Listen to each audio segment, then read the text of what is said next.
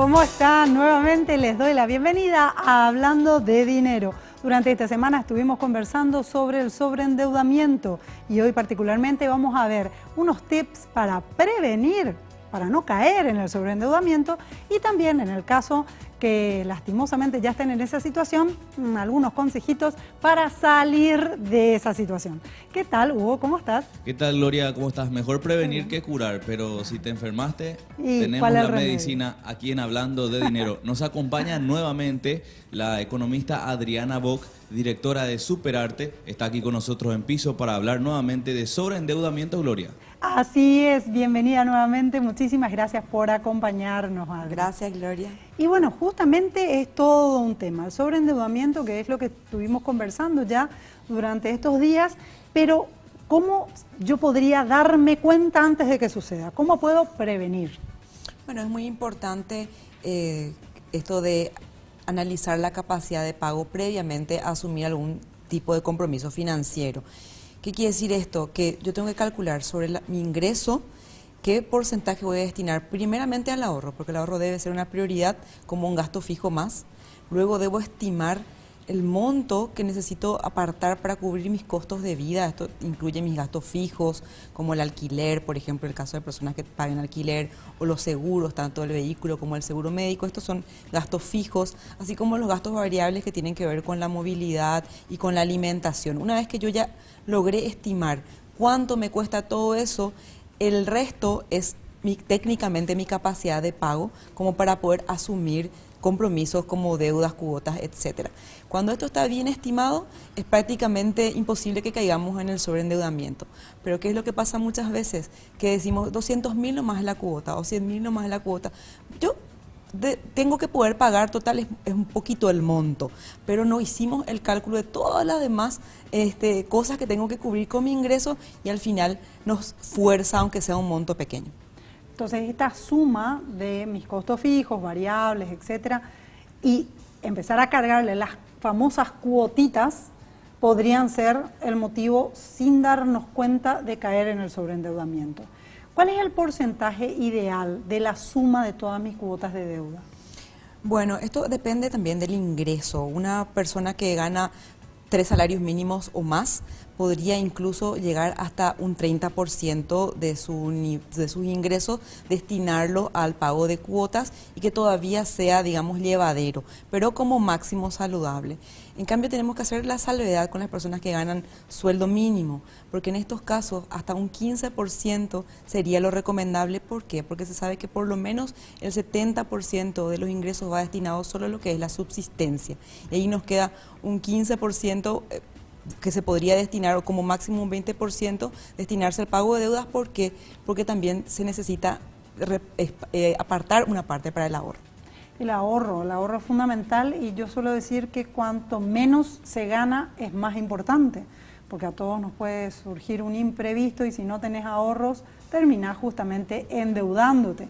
No te alcanzaba para ahorrar y ahora te tiene que alcanzar para pagar la deuda con los intereses. Esto no tiene mucha lógica, ¿verdad?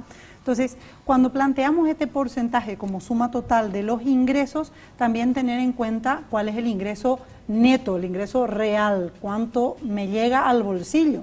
Porque a veces me dicen, no, yo gano, no sé, 2 millones, 2.300.000, pero no están teniendo en cuenta los descuentos, por ejemplo, de cargas sociales, ¿verdad? Asimismo, una cosa es el salario nominal o lo que firmamos en el recibo y lo otro lo que efectivamente nos están acreditando a fin de mes.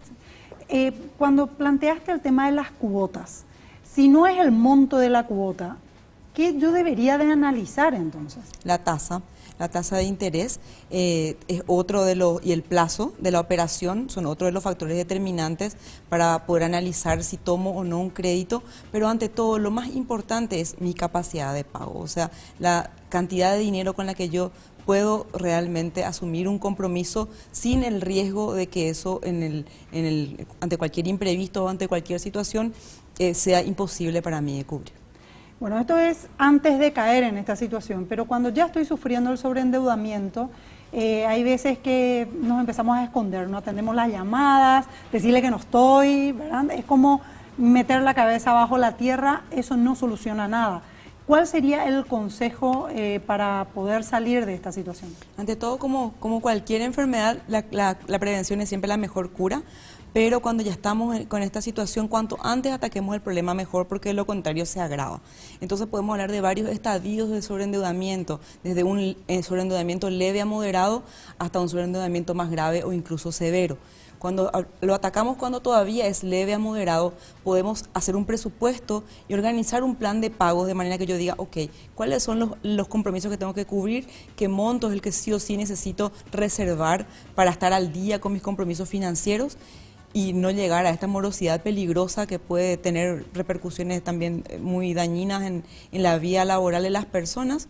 Entonces luego digo, bueno, ¿qué ajustes puedo hacer en mis gastos para poder cumplir regularmente con estos compromisos sin caer en estos atrasos? Esto cuando todavía tenemos, digamos, un margen a lo mejor de gastos. Ya siento que me estoy ajustando demasiado, pero todavía no. Todavía existe la posibilidad. Caí en la morosidad, digamos. Así mismo, todavía hay un margen dentro de los gastos que no son cuotas, como de repente gastos innecesarios, salidas o gastos superfluos, que si bien son sanos cuando la persona está sana financieramente, cuando empiezan a la sobrecarga de cuotas, es importante empezar a reducir o espaciar más este tipo de gastos.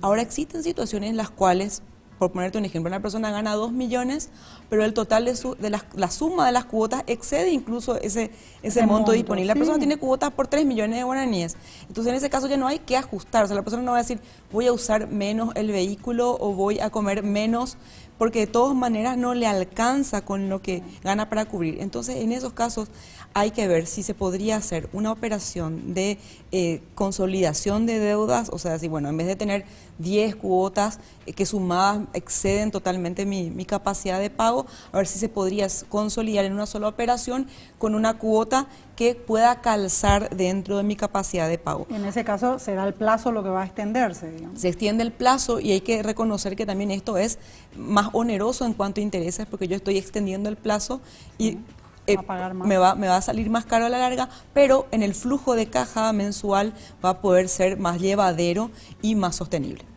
Eso es muy importante. La reestructuración o refinanciación, dependiendo del caso, no va a salir más barata, pero a mí me preocupa que la situación que lo llevó al caso va a volver a presentarse.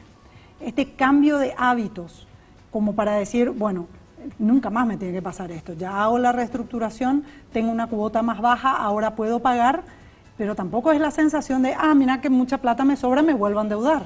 Así mismo, eso es lo que muchas veces pasa y es un error, porque salimos de un sobreendeudamiento grave, a lo mejor íbamos, si repetimos las mismas acciones y no cambiamos de hábito, podemos llegar a un sobreendeudamiento severo en el cual ya ni siquiera puedo negociar deudas porque ya tengo atrasos, ya no puedo negociar a lo mejor una consolidación y tengo que llegar a desprenderme de bienes, ya sea bienes de uso o bienes patrimoniales, para poder salir de esa situación, lo cual es sumamente doloroso y causa un daño patrimonial. O sea, en el momento de análisis es cuando todavía uno está siendo catalogado como buen cliente. Un último punto, Hugo, a reforzar la capacidad de pago, nos señalaba Adriana. Cuidado, la voluntad de pago es igual o más importante. No esconderse, sino presentarse y mostrar la realidad como bien ella nos recomendaba. Claro que sí, Gloria, cuidar el nombre por sobre todo. Con Itaú podés ganar en cualquier momento. Ahora tus compras con la tarjeta de crédito a partir de 200.000 guaraníes te pueden sorprender con acreditaciones de 1 millón de guaraníes revisando tu ticket al momento de la compra. Entérate de más ingresando a www.itau.com.py.